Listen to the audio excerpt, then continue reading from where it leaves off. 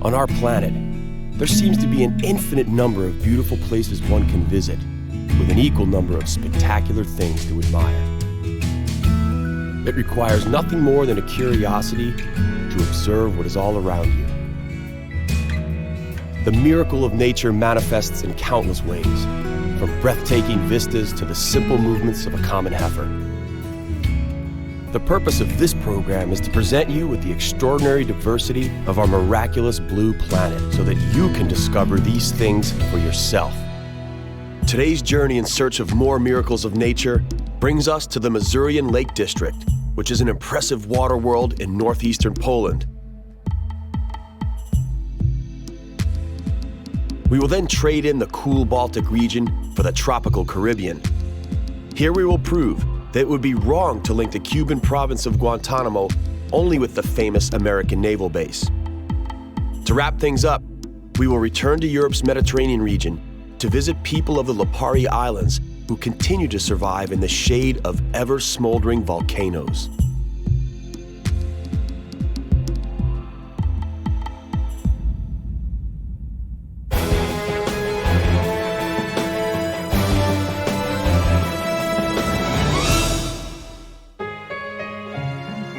If you think this is the surface of an unusually calm sea, you're wrong. What you see is the surface of a lake in the Masurian Lake District, Poland's most expansive, in the northeastern part of the country.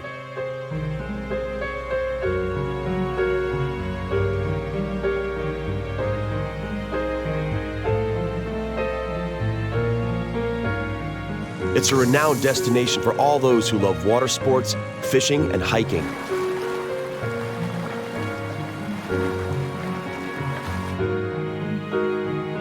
Despite their popularity, they and their surroundings remain pristine as a result of careful management. The lakes are a part of the catchment area of the rivers Pergola and Narwa. Altogether, the total surface area of this river system is 40,000 square kilometers, interconnected by 11 canals, as well as several rivers and streams.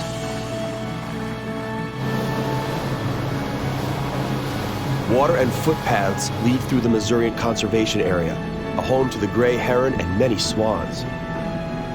A multitude of birds may also be observed in conservation areas on the Lake Kisanyo on the islands of the Nidzica Lake. The Dolpsk Lake serves as a cormorant reservation.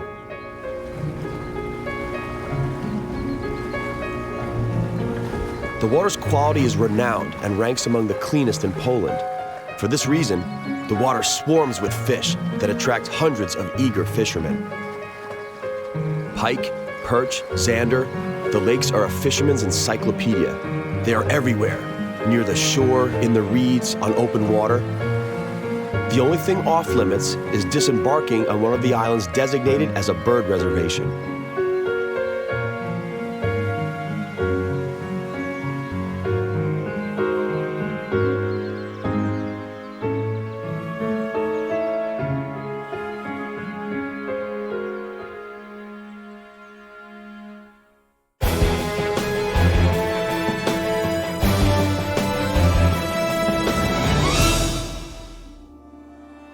The beauty of the surrounding nature is in stark contrast to the reality that the northeastern part of Poland was an area once fought over by Prussia and Tsarist Russia. Its history is one of conflict and war. This half-forgotten German bunker is a reminder of World War I. It's almost been 100 years since it was hit by an artillery shell. The forest is struggling to hide its ruins, and with it, the bloody history of the Masurian Lake District. And there is still plenty to hide. The Third Reich headquarters for Eastern European operations was situated in these woods. It seems as though the concrete monstrosities resist the relentless flow of time. In the Wolf's Lair, as the infamous bunker of a leader was called, Adolf Hitler spent 800 days, and here he survived an almost successful assassination attempt under Operation Valkyrie. The building where the bomb exploded no longer stands. The Nazis destroyed it themselves.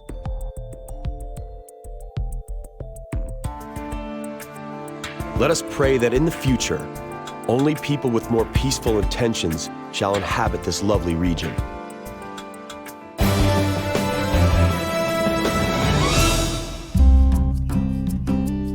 The Masurian Lake District is well known not only for its vital military history and its water world. The largest mammal of the old continent, the European bison, lives in local game parks. This huge animal is a relative of the American bison. Together, they share the sad fate of animals that were nearly exterminated. 90 bison are being looked after in Volisk, of which only 7 live in paddocks, and the rest roam free all over the reservation.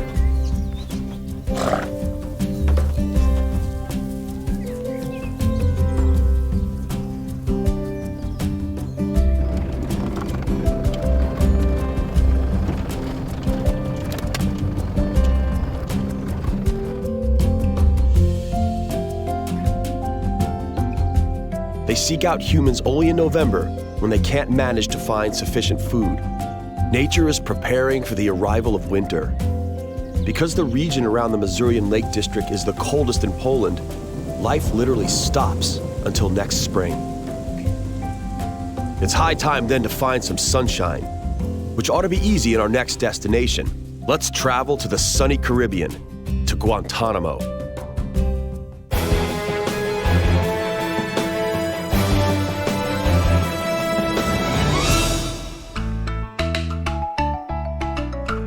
Guantanamo lies in the very east of Cuba. Upon hearing the name, most people think of the American naval base. It was established over 100 years ago and was leased by the Cuban government to the United States for an unlimited period of time. Above all, Guantanamo is a province with a capital of the same name.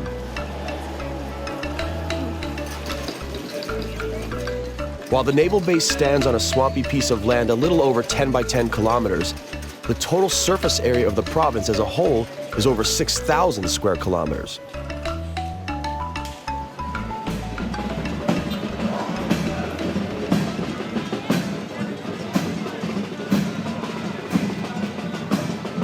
Around 500,000 inhabitants live here.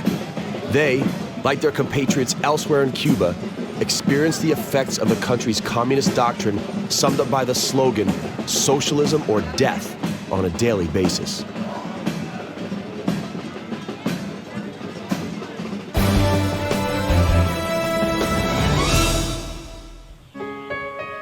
Cuba's original inhabitants, the native Indians, no longer live on this freedom island.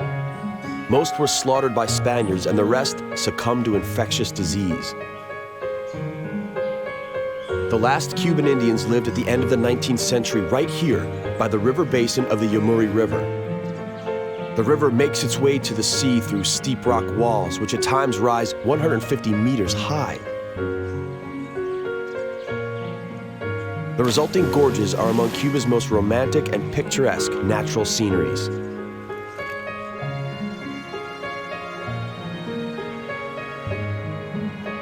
The Table Mountain seen here is known as El Yunque, which stands for an anvil in Spanish. It's a fitting name. Many crystal clear streams flow from its sides. The actual name of the province, Guantanamo, comes from the Taín language and stands for a country in between rivers.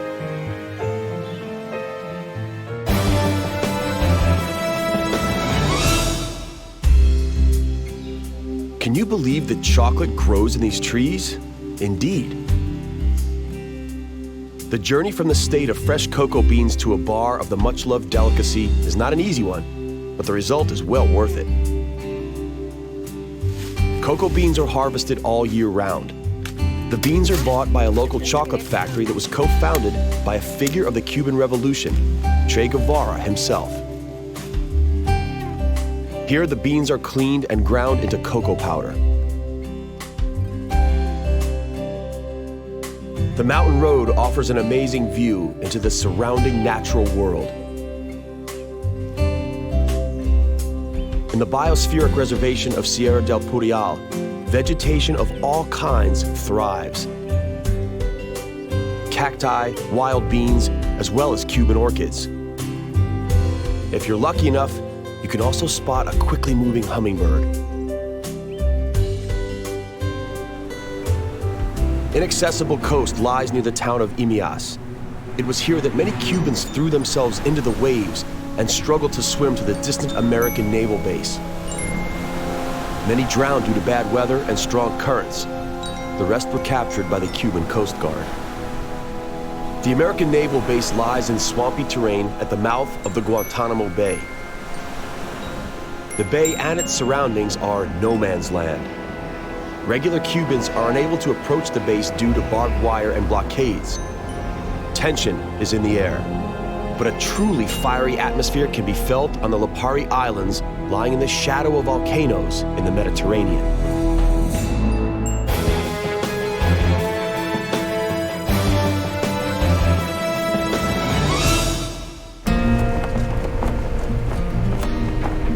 The Lipari Islands are a volcanic archipelago in the Tyrrhenian Sea north of Sicily and belong to Italy.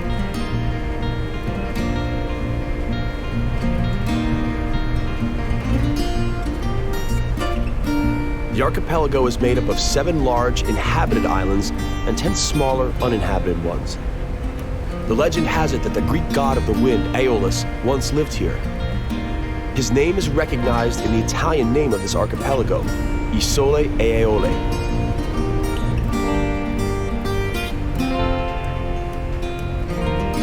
The locals distinguish the different types of wind, and each has its own name: Levante, Ostro, Maestro, Tramontana.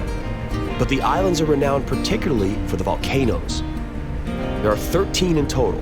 6 are beneath the surface of the sea, and 7 rise up to the heavens.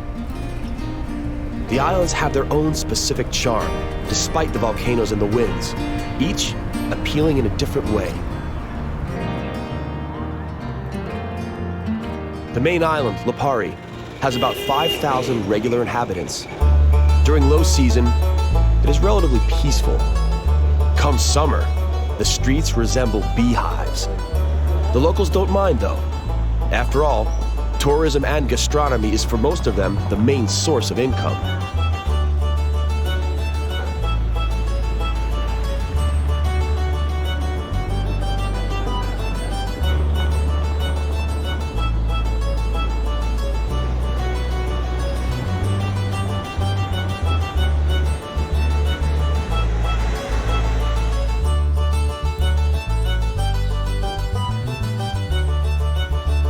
When it's time for siesta, the streets calm down, and tourists have the perfect opportunity to get to know the local architectural gems.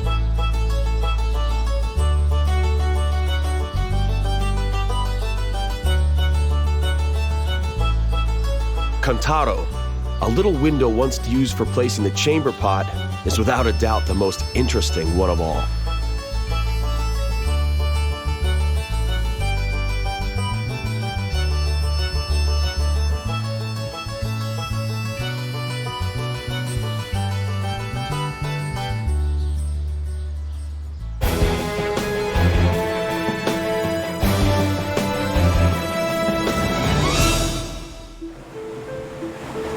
The Greek god of fire, Vulcan, is said to have lived on the island at one time.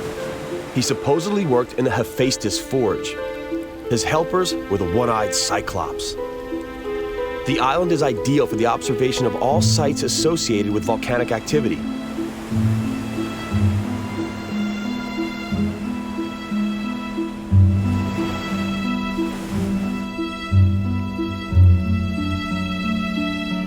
Thanks to some of them, Vulcano became a renowned spa resort, and the local mud called fango has healing properties. Even though it may look it at first sight, the water isn't boiling hot. It's just that sulfuric vapors are bubbling to the surface. It's these vapors that are known to be beneficial to the lungs, attracting people from near and far.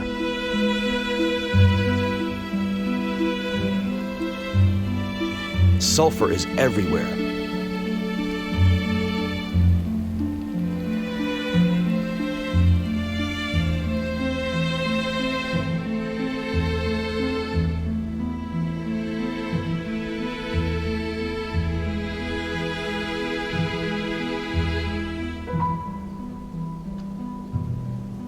The locals are more concerned with the shortage of fresh water, though. It has to be brought over to the Lipari Islands aboard special vessels. It's then pumped into the central water tower from where it travels to reservoirs below houses.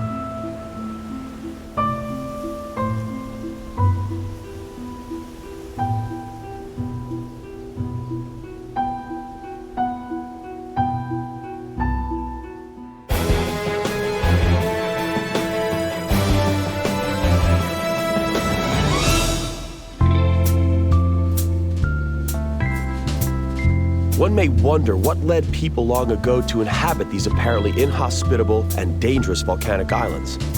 Some came because of obsidian, a type of volcanic glass that was used early in the Paleolithic era for making spear points and knife blades. It is actually sharper than the best-known steel and is used for cardiac surgery scalpel blades. Long ago, potter's clay was quarried here as well. The highest peak of the island is Gran Cratere o la Fossa di Vulcano, which rises to a height of almost 400 meters above sea level. Together with the volcano on Stromboli, it is a favorite among the tourists. Currently, it may be referred to as inactive, but the locals leave nothing to chance, and so have a monitoring system on its slopes.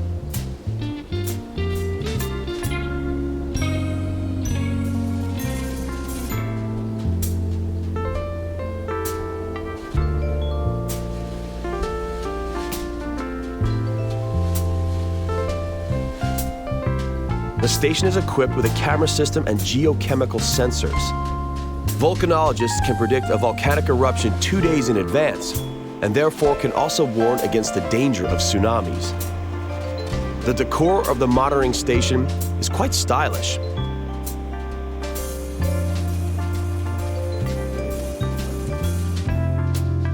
Local rocks and minerals are displayed in showcases: obsidian, sulfur, and other igneous rocks.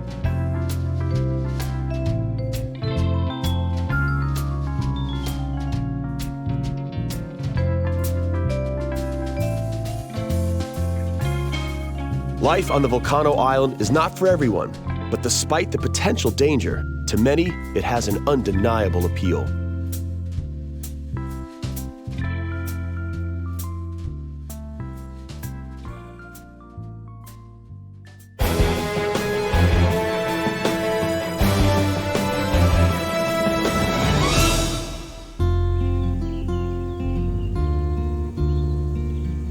Filicudi is the epitome of peace and quiet in comparison to the smoldering volcano. Here, the tourists aren't frightened by smoky ravines on the slopes of a volcano. On the contrary, here they find true calm, interrupted occasionally by ringing bells in the local church tower.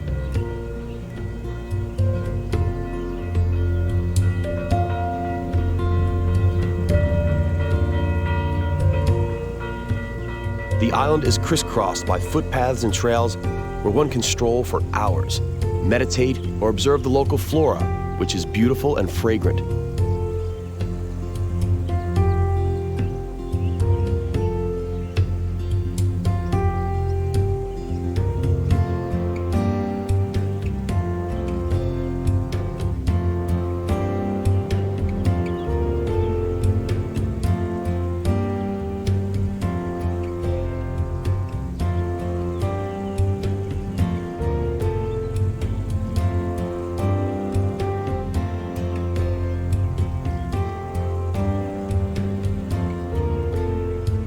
It's a place where rosemary, sage, thyme, as well as wild pepper thrive naturally.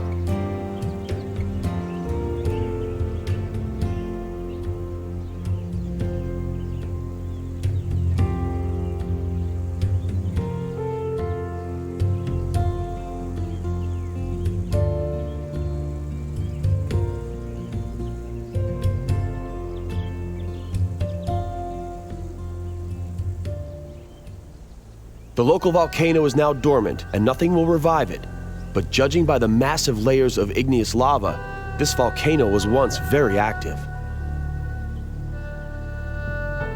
There is no longer any real danger of an eruption, but there are still places on this island where life hasn't fully resumed. The village of Zucco Grande was evacuated after the Second World War, and people are returning very slowly.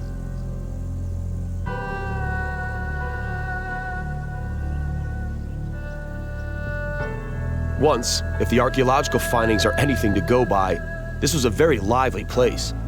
Ruins from the Bronze Era at Capo Graziano are 4,500 years old.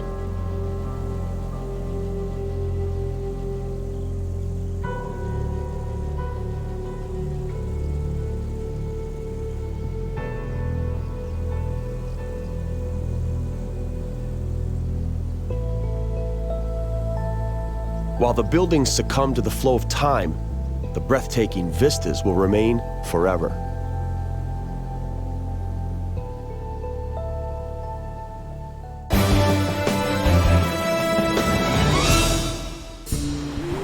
The highest peak of the archipelago is 962 meters high and lies on Salina Island. Unlike the other islands, it's covered by a thick pine forest. Its name comes from salt, which has been extracted here since time immemorial. The natural lagoon is filled with seawater, which evaporates, and what remains is pure salt.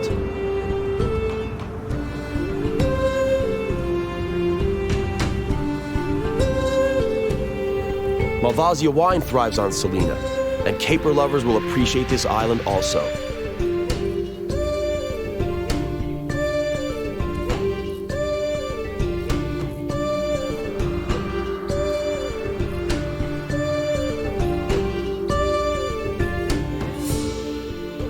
These unopened buds of the caper bush are literally found on every step.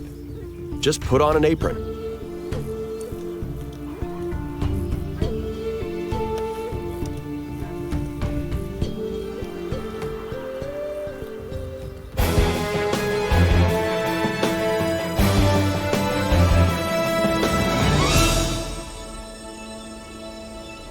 Each of the Lipari Islands is special in its own way. The most striking of all, however, is undoubtedly Stromboli, which erupts constantly.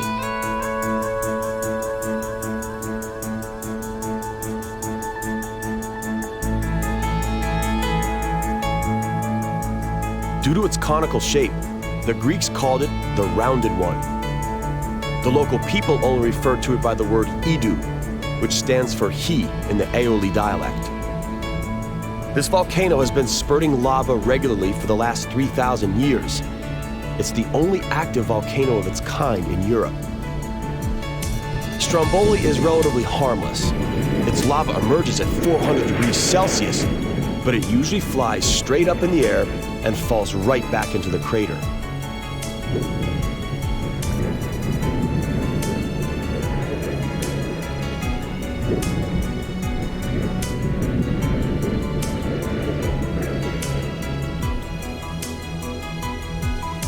Life so close to a volcano crater is not particularly easy. Sometimes it literally rains mud.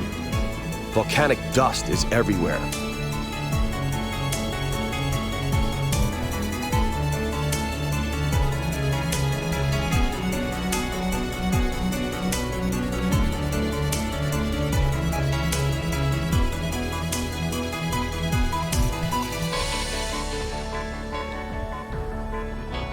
Life in the shadow of a volcano looks dangerous, and it can be, but it's also eminently interesting and ultimately beautiful.